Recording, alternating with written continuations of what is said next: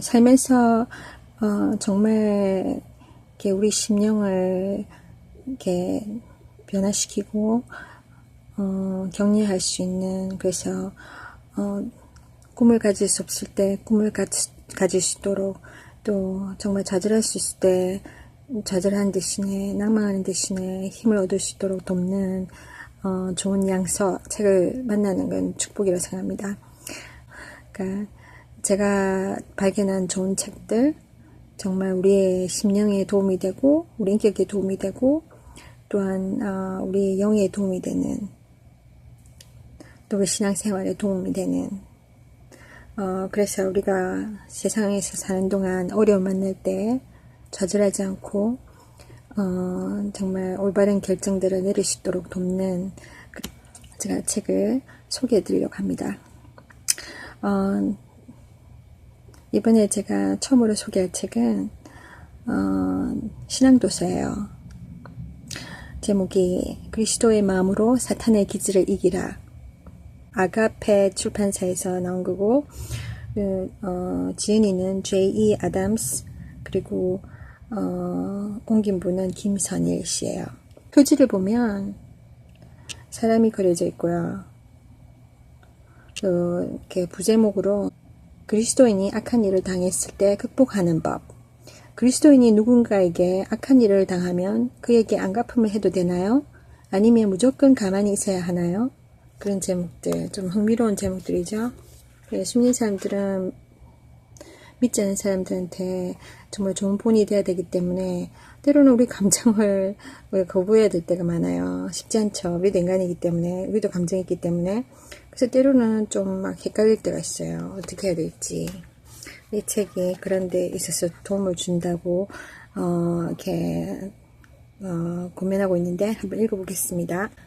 1장, 승리하십니까? 저더러 승리했냐고요? 지금 농담하시는 건가요? 저는 타고난 패배자인걸요. 상대방의 두 손을 뒤로 묶고 눈을 가린 후 차나 포를 잔뜩 가지고 장기를 시작한다면 제가 이긴 거라고 할 수 없잖아요. 그건 뻔한 게임이니까요. 제가 승리자라고요? 하참. 그러나 당신은 승리자입니다. 당신이 진심으로 예수 그리스도를 구세주로 영접했다면 예외가 있을 수 없습니다. 예수님께서 당신은 승리자가 될 것이라고 말씀하셨습니다.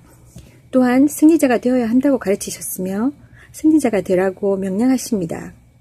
다른 선택이 있을 수 없습니다. 그렇더라도 처음부터 분명히 해둘 것이 있습니다.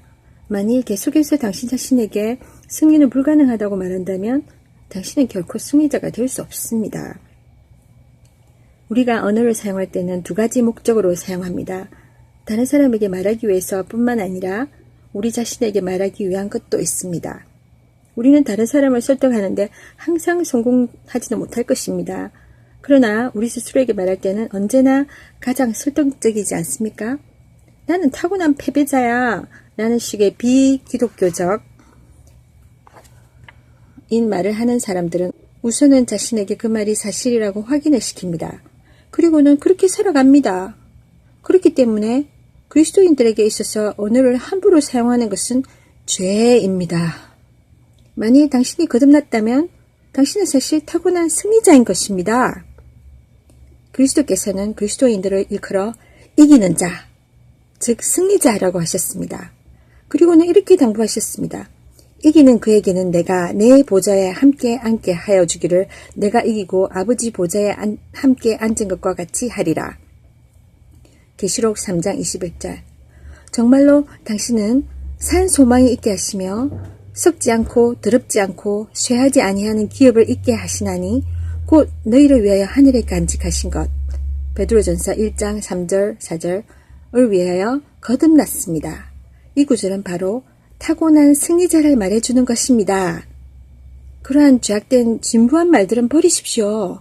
그리고 잠시 성경 말씀에 비추어 생각해 봅시다.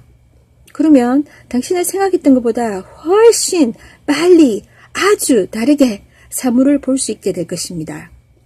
무엇보다도 바울이 쓴 수많은 편지들에 대해 생각해 봅시다.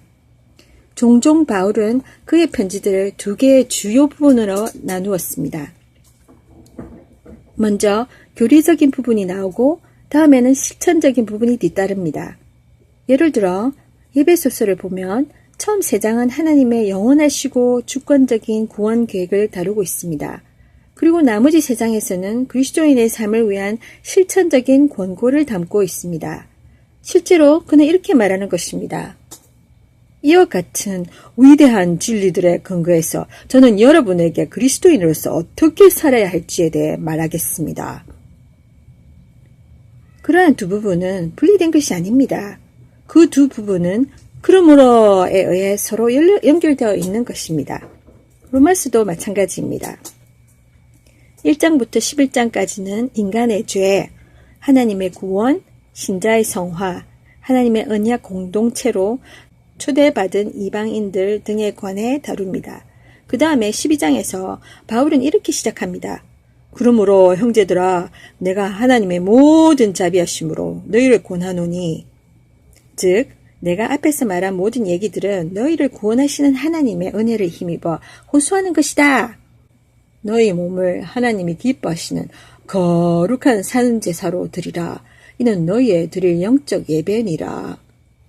이전에 그들은 그들의 몸을 죄의 소욕을 채우고자 죄에 바쳤지만 이제는 하나님의 자비로 구원을 받았으므로 하나님의 의로운 예배를 위해 그들의 몸을 바치게 된 것입니다. 12장의 나머지 부분과 13장 이후부터는 매일매일의 실제 생활 중에서 이러한 가르침을 어떻게 실천하는가를 설명하는 것입니다. 12장에서 바울은 마땅한 생각을 할 것과 성령의 다양한 은사를 적절히 사용하여 하나님께 영광을 돌리고 그의 교회를 복되게 할 것을 강조합니다. 그리고 12장에서는 다음의 권면들로 끝을 맺습니다. 너희를 핍박하는 자를 축복하라. 축복하고 저주하지 말라. 즐거워하는 자들로 함께 즐거워하고 우는 자들로 함께 울라. 서로 마음을 같이하며 높은 데 마음을 두지 말고 도리어 낮은 데 처하며 스스로 지혜 있는 채 말라. 아무에게도 악으로 악을 갚지 말고 모든 사람 앞에서 선한 일을 도모하라 할 수 있거든. 너희로서는 모든 사람으로 더불어 평화하라. 내 사랑하는 자들아 너희가 친히 원수를 갚지 말고 진노하심에 맡기라 기록되었을 때 원수 갚는 것이 내게 있으니 내가 갚으리라고 주께서 말씀하시니라. 내 원수가 줄이거든 먹이고 목마르거든 마시우라. 그리함으로 내가 숯불을 그 머리에 쌓아 놓으리라. 악에게 지지 말고 손으로 악을 이기라. 로마서 12장 14절에서 21절. 우리는 앞으로 이 구절들을 깊이 있게 공부할 것입니다. 이 구절에는 악을 이기는 문제에 관해 묻는 대부분의 질문들에 대한 대답이 나와 있기 때문입니다. 저는 당신이 이 책을 다 읽게 될 때 이 책에서 제시한 성경적인 원리들이 여러분의 생각에 아로새겨지기를 원합니다. 또한 당신의 매일의 삶이 그러한 원리들로 철저하게 이루어지길 바랍니다. 2장. 당신도 승리할 수 있습니다. 글쎄요. 당신의 말은 이해되지만 저를 납득시키기엔 너무 어설픈 방법인 것 같군요. 저도 전에는 여러 번 희망을 가져봤어요. 하지만 결국 그 희망들은 무참히 깨지고 말았지요. 그것은 제게 쓰라린 상처였습니다. 저는 두 번 다시 그런 상처를 맛보고 싶지 않아요. 계속 말씀하세요. 하지만 기억하실 것이 있습니다. 저는 앞으로 심중을 기해서 당신이 자세히 알려준 것들을 평가해 보렵니다. 왜냐하면 제 경험상 그러한 경건한 자세들은 더 이상 효과 없는 진부한 것들이기 때문이지요. 좋습니다. 제가 요구하는 것이 바로 그런 자세입니다. 마음을 열고 성경을 보십시오. 그리고 당신이 가지고 있는 문제들에 구체적으로 적용해 보십시오. 그러면 당신은 전에 미처 꿈꾸지도 못했던 해답을 발견하게 될 것입니다. 12절 말씀을 읽으며 시작해 봅시다. 악에게 지지 말고 선으로 악을 이기라. 이 구절이 12장의 마지막 절이기 때문에 앞의 구절들에서부터 살펴봐야겠지만 여기서부터 시작해도 좋을 것 같습니다. 왜냐하면 이 구절에서 우리는 다른 모든 구절들이 지향하고 있는 확고한 결론을 얻을 수 있기 때문입니다.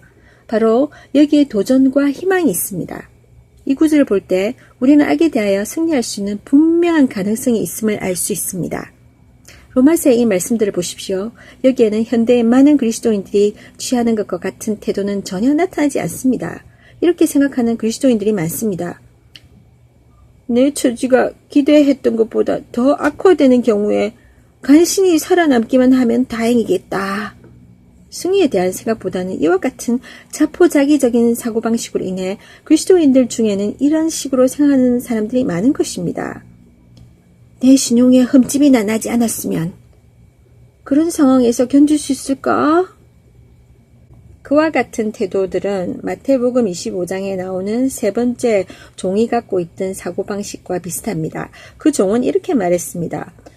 보소서, 당신의 것을 받으셨나이다. 25절.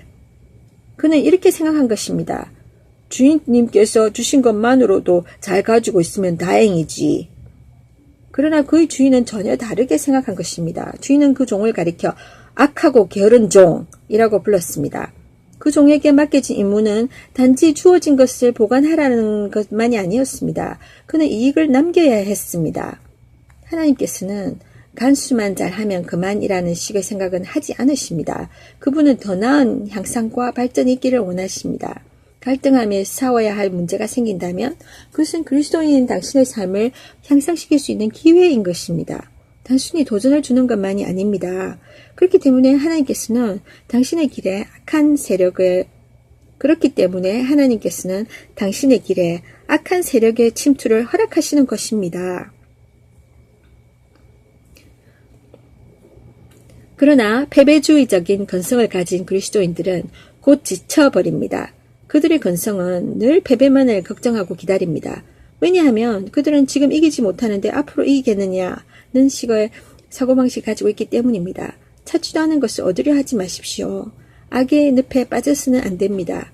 당신에게 가혹한 현실이 주어졌다 해서 적당히 절충을 해서는 안 됩니다. 당신에게 승리는 보장되어 있습니다.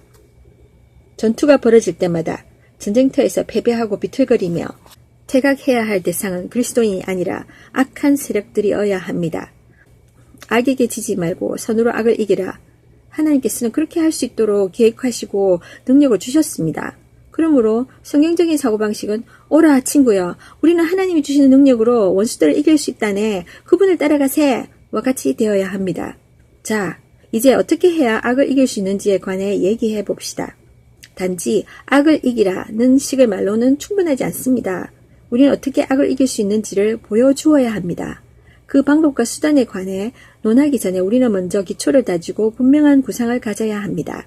그리고 그와 같이 악을 이길 수 있다는 기대와 이상을 품어야 합니다. 상담자들이 언제나 대할 수 있는 사람들은 패배감에 휩싸여 자포자기한 사람들입니다. 그들은 자신들의 처지가 절망적이라고 생각합니다. 왜냐하면 다른 사람들이 그들에 대하여 악행을 저지르기 때문이라고 합니다. 그들은 이런 식으로 말합니다.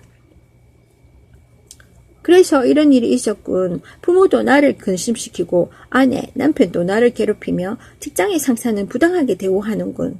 모든 상황들이 절망적이군. 물론 사람들이 여러 가지 사악한 방법으로 당신에게 부당하게 대했을지도 모릅니다. 우리는 그 점을 부인하려는 것이 아닙니다. 악이 자행되는 것은 이 세상에서 너무나 흔한 일입니다. 그 점에 대해서는 질문할 필요조차 없습니다. 그런데 그들이 행한 것이 당신에게 어떤 영향을 주었습니까? 그 문제 때문에 그들이 당신을 아주 부당하게 다루었다고 해봅시다. 그래서 어쨌단 말입니까? 그것이 패배감에 젖는 이유가 될 수 있습니까? 죄악된 세상에서 부당한 대우를 받는다고 당황할 필요 없습니다. 그것은 예상했던 일일 뿐입니다. 그리스도 외에는 완전한 사람이 없습니다. 모든 사람이 죄를 범하였음에 로마서 3장 23절. 만약 그렇다면 다른 사람들이 당신을 부당하게 대한다고 해서 놀랄 필요는 없습니다. 심지어 당신의 남편이나 아내나 부모나 자식까지도 말입니다. 신자이건 불신자이건 간에 그들은 모두 당신에게 부당하게 대할 수 있습니다. 때로는 악한 의도를 갖고 말입니다. 그렇다고 해서 그것이 변명이 됩니까?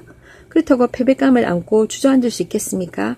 아무런 도움도 없이 당신의 상처나 핫으면서 당신이 처한 공공을 다른 이들의 탓으로 돌리겠습니까? 안 됩니다. 제가 왜 이런 말을 할 수 있겠습니까? 악에게 지지 말라고 그리스도께서 명령하셨기 때문입니다. 예수님의 명령에 따르면 그분은 먼저 당신이 부당한 대우를 받으리라는 것을 분명히 알고 계십니다. 그분은 당신이 사방으로 공격을 받을지라도 당신을 성공적으로 책임져 주십니다. 그리고 그분은 당신이 악한 세력을 이기도록 권면하십니다. 예수님의 명령은 마치 자기 연민이나 변명을 할 여지가 없는 것처럼 들립니다. 예수님의 명령은 패배주의를 허용할 어떠한 여지도 남겨놓지 않습니다. 그러므로 이 구절에서 예수 그리스도께서는 이렇게 말씀하시는 것입니다. 다른 사람들이 너에게 행하는 악행으로 인해 굴복하지 말아라. 이것이 바로 당신이 이 책을 읽으면서 가장 먼저 알아야 할 사항입니다. 그리스도인은 결코 이런 식의 말을 해서는 안 됩니다. 내가 할 수 있는 일이라고는 아무것도 없어. 나는 늘 당하고 지기만 할 뿐이야. 그리스도인은 그의 총사령관으로부터 싸움에서 지지 말아야 할 명령을 받고 있는 것입니다. 우리의 적은 우리를 이길 수 없도록 되어 있습니다. 이제 패배주의적인 그리스도인들, 이러한 그리스도인들이 너무나도 많습니다. 그들의 상황을 희망이 사라진 상태라고 생각합니다. 그들에게 가해지는 부당한 일들은 너무 가혹해서 견딜 수가 없는 것으로 여겨집니다. 그래서 그들은 패배에 대한 변명을 늘어놓습니다. 그리스도의 명령은 그러한 태도가 죄라는 사실을 지적하는 것만 아니라 희망을 열어줍니다. 적군에 대항해서 싸워 이겨야 한다는 요구는 늘 절박합니다. 그리고 그러한 요구로 인해 남는 것은 고작 개인적인 패배감과 죄책감을 확인하는 것뿐입니다. 그러나 그리스도인이 그리스도의 모든 명령과 규칙들은 진정한 가능성을 담고 있음을 받아들일 때 그분께서는 우리의 한계와 능력을 아시고 우리가 감당할 수 없는 것들을 그의 풍부한 지혜로 맡아주십니다. 상황에 대한 이와 같이 깊이 있는 묵상은 희망을 가져다 줍니다. 위대한 장군은 그의 부하들에게 그들이 할 수 없는 일들을 명령하는 법이 결코 없습니다. 만일 그리스도인들이 그리스도의 명령을 따르고 성령의 능력을 의지하여 그를 본받으면 그들은 그리스도께서 그들에게 내린 모든 과업들을 충실히 이행한 것입니다. 주의 군대에서 변명이란 결코 용납될 수 없습니다. 일단 그러한 명령들은 어려워 보입니다. 그리고 그러한 희망은 계속해서 시험을 견디고 싸움을 이길 수 있는 연단을 이룹니다. 데살로니가전서 1장 3절에서 바울은 희망으로부터 오는 연단에 대해 기록하고 있습니다. 그러므로 악에게 지지 말고 선으로 악을 이기라는 명령은 당신이 악에 대항해서 싸워 이길 수 있다는 사실을 명확하게 증거하고 있는 것입니다. 언제 어디서 무슨 일이 일어나든지 간에 그 일의 강도나 영향에 상관없이 당신이 견디지 못할 공격은 없을 것입니다. 만약 당신이 하나님의 무기를 사용하고 하나님께서 수립하신 전략과 권능하신 성령께서 공급하시는 힘을 얻는다면 말입니다. 그럴 때에는 희망이 있습니다. 당신은 타고난, 거듭난 승리자입니다. 그러므로 당신은 바로 오늘 싸움을 승리로 이끌 수 있습니다. 3장 악과의 전쟁. 그리스도께서 당신에게 싸워 이기라고 한 이 악은 도대체 무엇입니까? 당신이 전쟁터에 나갈 때 당신은 적에 대해 알고 있어야 합니다. 그렇지 않으면 당신은 싸움에서 질 것입니다. 로마서 12장에서 말하는 적은 세상에서 흔히 볼 수 있는 일반적인 악을 말하는 것이 아닙니다. 앞의 2장에서 제가 이미 암시를 했듯이 이 악은 바로 당신을 노리고 있는 악입니다. 당신이 다른 사람에게 당하는 피해를 감수해야 한다는 것은 고통스러운 일입니다. 그러한 피해는 악한 세력에 의해서 조장된 것입니다. 악한 세력은 당신을 유혹하여 죄를 범하게 하므로 하나님의 의도를 방해하려는 것입니다. 그들은 당신을 패배시키므로 하나님의 이름을 수치스럽게 하려는 것입니다. 그러므로 하나님의 역사를 약화시키려고 합니다. 따라서 당신이 패배한다면 그것은 개인적인 비극 그 이상입니다. 그리스도의 교회는 고난을 당하고 그의 이름은 모략을 받는 것입니다. 당신의 구세주는 자신의 이름을 위하여 악을 대적하여 승리하라고 명령하셨습니다. 무엇보다도 당신이 악과 싸워야 할 지고한 동기가 바로 이것입니다. 당신은 그분을 영화롭게 하고 그의 교회를 견고하게 하기 위한 승리자인 것입니다. 그런데 이 악의 본질은 고난을 일으키는 능력, 즉 악의 효력에 있는 것이 아닙니다. 무엇보다 가장 중요한 사실은 악이 하나님을 겨냥하고 있다는 것입니다. 이 장에서 살펴보려고 하는 이 악은 그리스도인이라는 사실 그 하나만으로 우리를 대적하는 것입니다. 이 악의 하수인은 자기가 하는 행동의 배후 동기가 무엇이며 그의 공격의 궁극적인 대상이 누구인지는 별로 중요하게 생각하지 않습니다. 군대의 병사들은 지휘관이 싸우라고 명령할 때 전쟁 배후의 궁극적인 전략을 이해하고 있는 경우가 거의 없습니다. 악마의 종들이 아니면 일시적으로 적에 의해 이용되고 있는 하나님의 종들, 다른 사람에게 악한 짓을 할 때 그것이 하나님을 대적한다는 것은 사실입니다. 그들이 그것을 알고 있건 없건 말입니다. 그러한 사실은 무지나 반항으로 변경될 수 없는 성질의 것입니다. 제가 지금까지 말해온 이 악은 신자의 범죄를 통해서 들어옵니다. 그러나 이 장에서 주로 다루고 있는 것은 불신자에 의한 부당한 행위입니다. 그럼에도 불구하고 악한 행위에 대한 불신자의 반응과 신자의 반응은 마찬가지입니다. 이러한 내용에 대해서는 이 주제를 계속 논하다가 적절한 시점에서 언급하겠습니다. 그러므로 이 장에서는 당신을 공격하고 있는 악에 관해 말하겠습니다. 이 악은 당신이 텔레비전 쇼를 보듯이 멀리서 관찰할 수 있는 그러한 것이 아닙니다. 이 악은 당신을 노리고 있습니다. 당신은 이 악을 제껴놓을 수 없습니다. 이 악에는 일종의 대응이 요구됩니다. 스스로는 아무런 잘못이 없다 하더라도 악은 당신을 노리고 있습니다. 왜냐하면 신자는 죄와 대조되는 생을 살아오고 있기 때문입니다. 저는 지금 여기서 죄지은 그리스도인에게 상응되는 형벌에 관해 말하고 있는 것이 아닙니다. 베드로도 말했듯이 너희 중에 누구든지 살인이나 도적질이나 악행이나 남의 일을 간섭하는 자로 고난을 받지 말려니와 만일 그리스도인으로 고난을 받은 즉 베드로전서 4장 15절 16절 그리스도께서는 그의 의로운 삶으로 인해 돌아가시게 되었습니다. 그분은 세상의 빛이셨습니다. 그의 생명이 너무도 밝게 비추었기 때문에 사람들은 그 빛을 깨트리려 한 것입니다. 그분의 빛은 사람들의 어두운 삶과 너무도 대조되기 때문에 사람들은 그 빛을 감당할 수 없었습니다.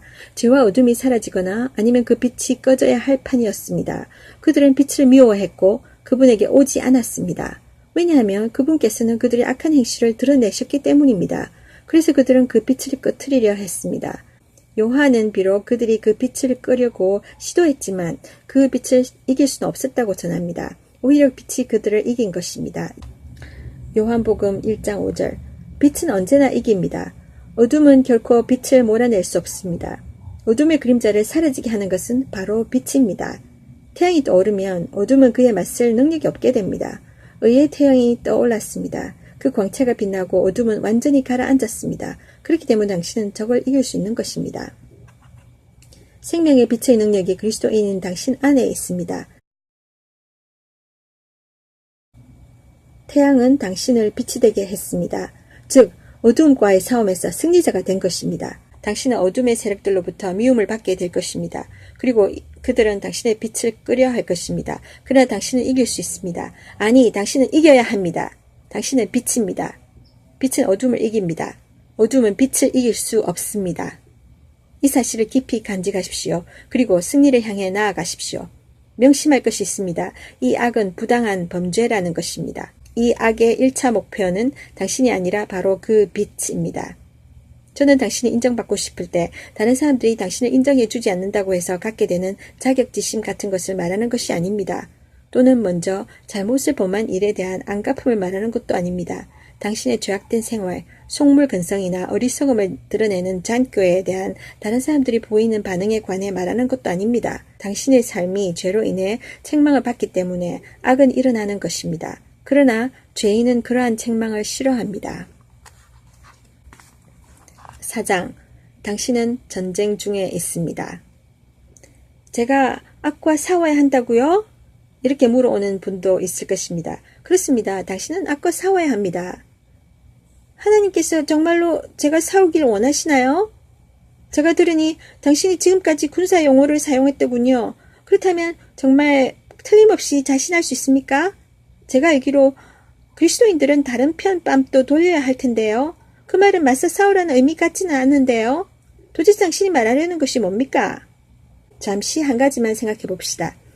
이 책이 다 끝나기 전에 이러한 질문들에 대해서는 모두 답변을 해드릴 것입니다. 그러나 지금 당장은 한 가지만 주목해 봅시다. 당신은 전쟁 중에 있습니다. 이기다라는 단어는 악에게 지지 말고 선으로 악을 이기라. 전쟁 용어입니다. 이 단어는 포연과 땀냄새가 물씬 풍기는 전쟁터를 연상시킵니다. 또한 이 말은 패배를 가리키는데도 사용됩니다. 이김을 당하는 것은 전투에서 패배하는 것을 의미합니다. 이긴다는 것은 다른 한편으로 적을 패배시킨다는 말입니다. 당신은 인생의 전투 중에 있는 것입니다. 당신이 치르는 전투는 죄와 싸우는 것입니다. 그 죄가 당신 안에 있는 것이든 아니면 당신 밖에 있는 것이든 어디에 있든지 말입니다. 물론 바울은 여기서 다른 사람들이 당신을 해하려고 하는 그런 사악한 계략을 두고 말하는 것입니다. 그러한 계략들을 통해 사단은 당신을 패배시키고 그리스도를 욕되게 하려는 것입니다. 그리스도인의 생활은 언제나 전쟁을 수반합니다.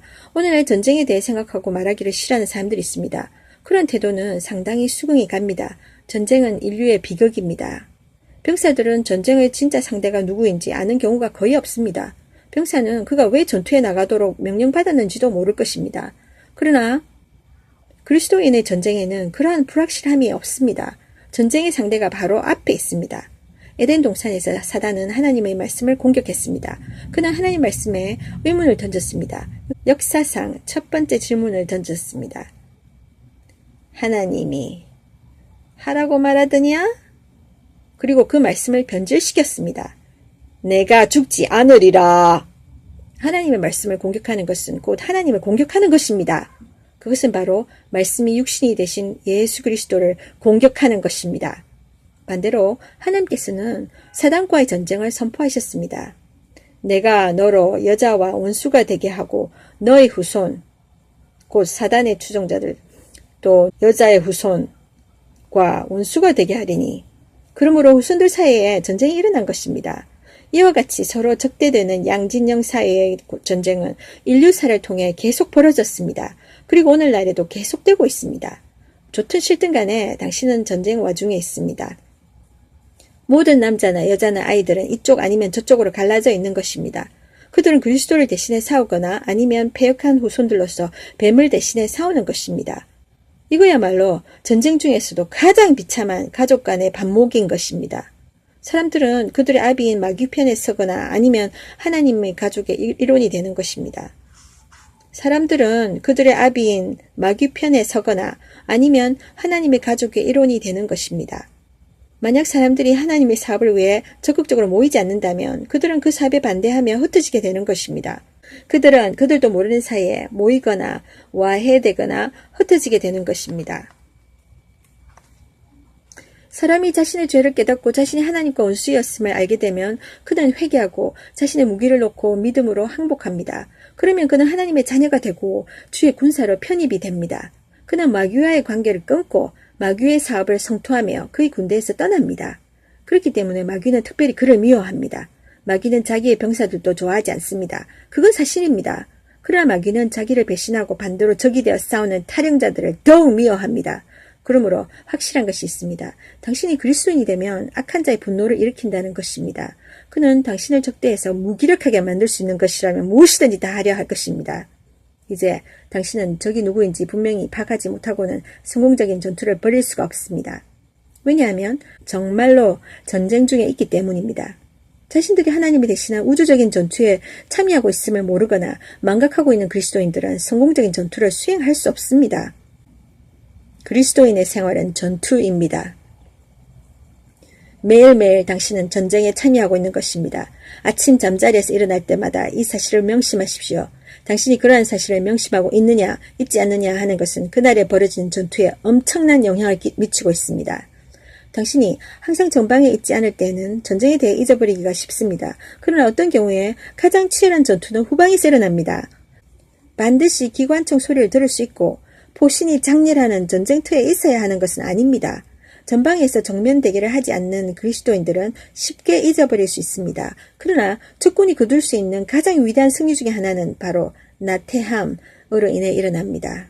적군은 우리의 나태함을 이용해 전의를 상실시키고 집에서 안일하게 있도록 만드는 것입니다. 도대체 지금 무슨 말씀하시는 겁니까?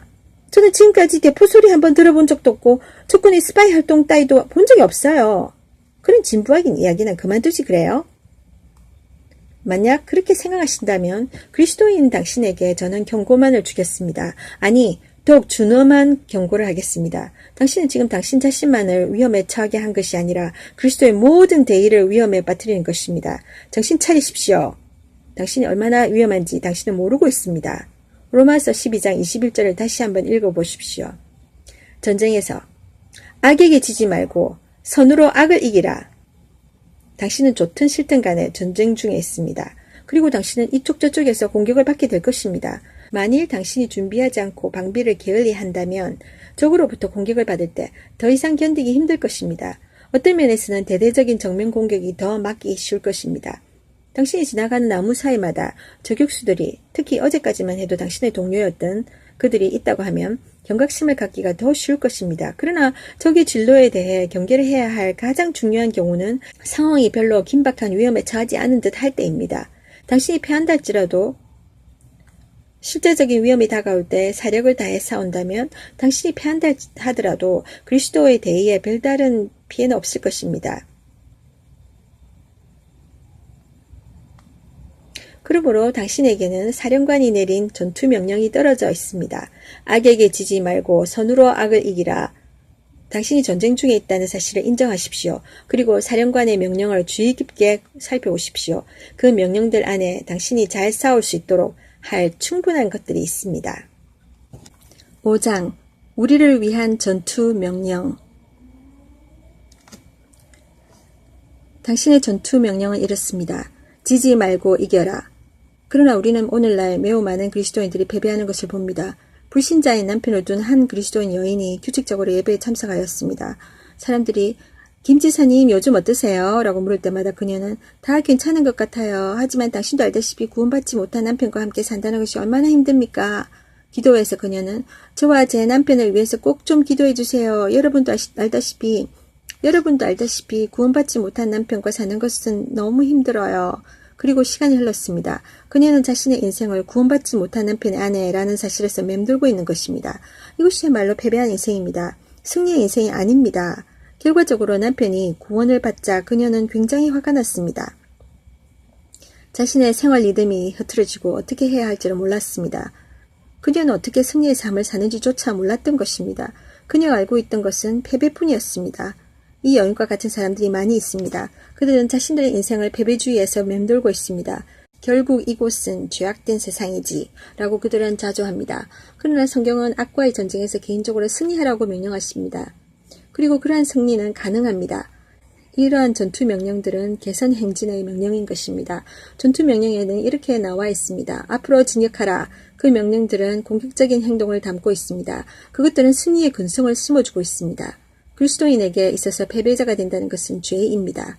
이 명령들을 좀 더 자세히 알아봅시다. 그 명령들에는 중요하지 않은 부분이 하나도 없습니다. 그리고 철저히 그 명령들을 숙지하고 복종하지 않는다면 당신은 많은 전투에서 패배할 것입니다. 주께서는 그의 교회를 세우실 때 이렇게 말씀하셨습니다. 음부의 권세가 이기지 못하리라. 마태복음 16장 18절.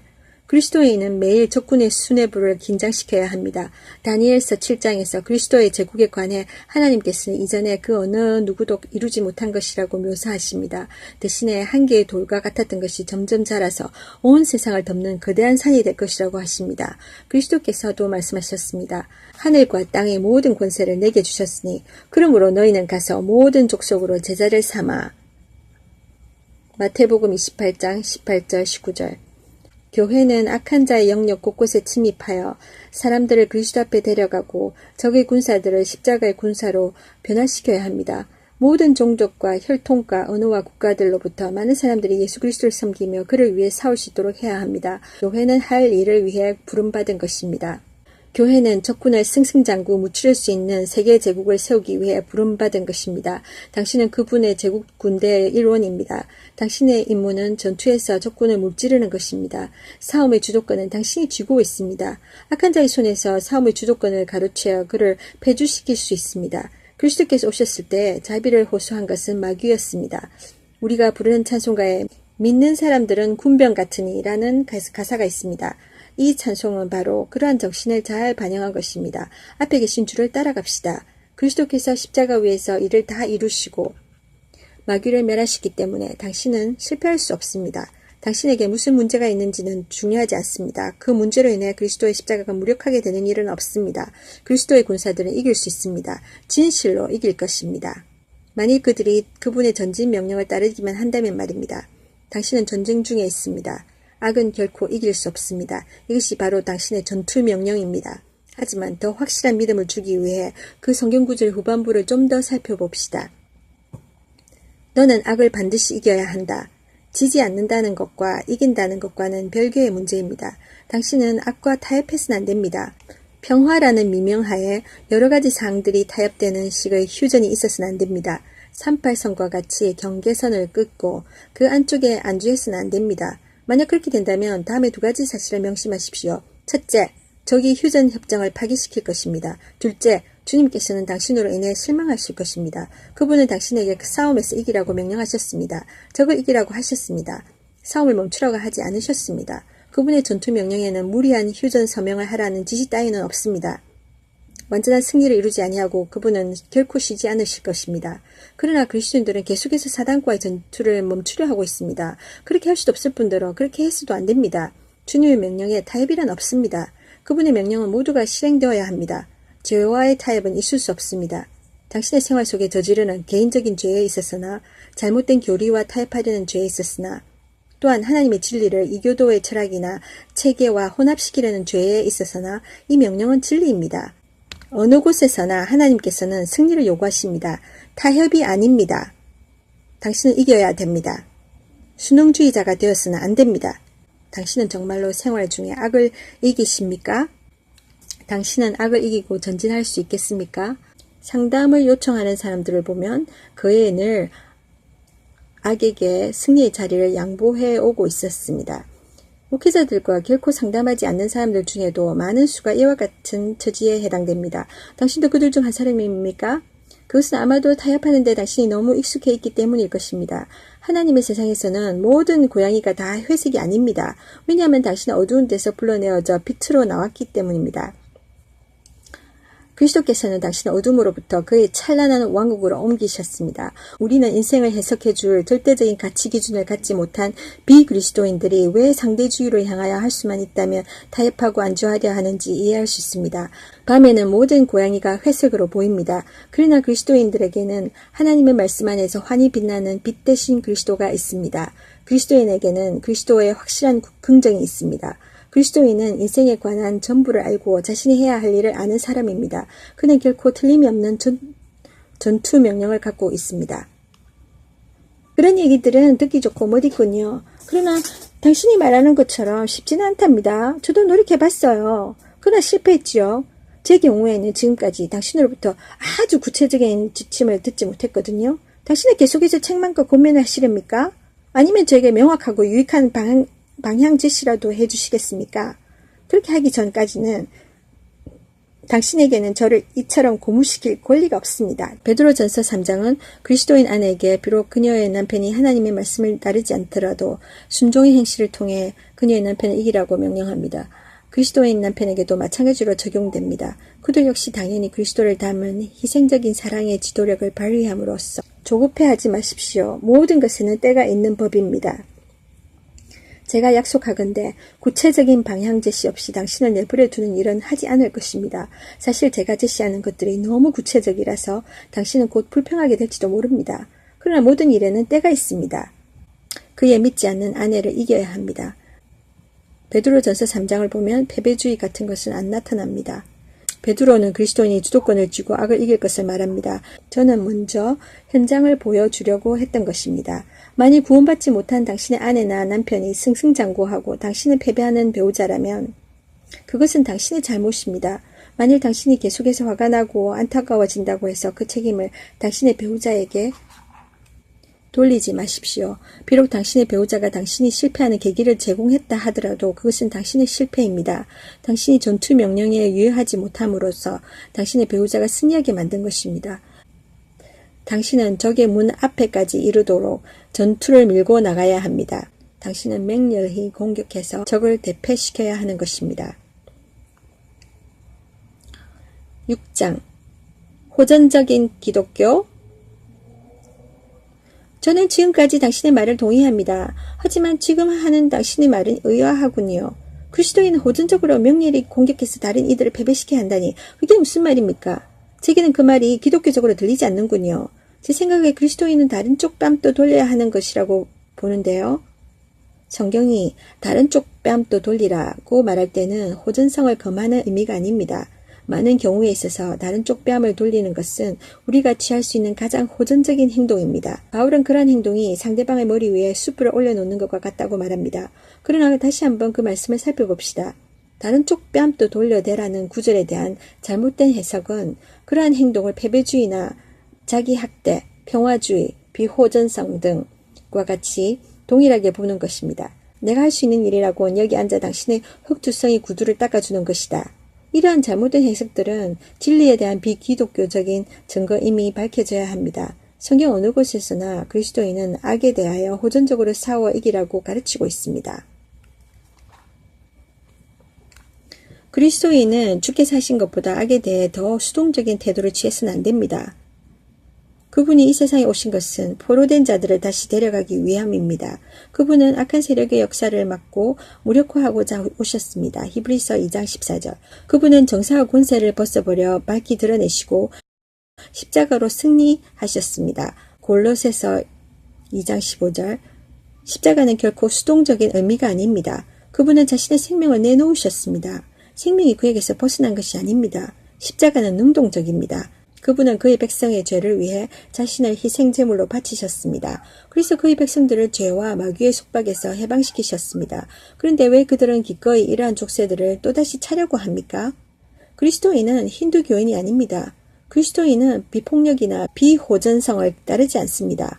그리스도인은 이 땅에서 가장 폭력적인 사람입니다.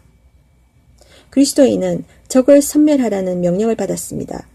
주님을 위해 승리해야 합니다. 따라서 그에게는 싸움을 하다가 중단할 이유가 없습니다. 주님의 이름이 걸려있기 때문입니다.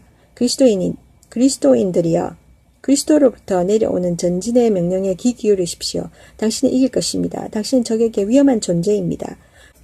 성경은 적을 인정사정 없이 비폭력적이 아니라 공격하라고 가르칩니다.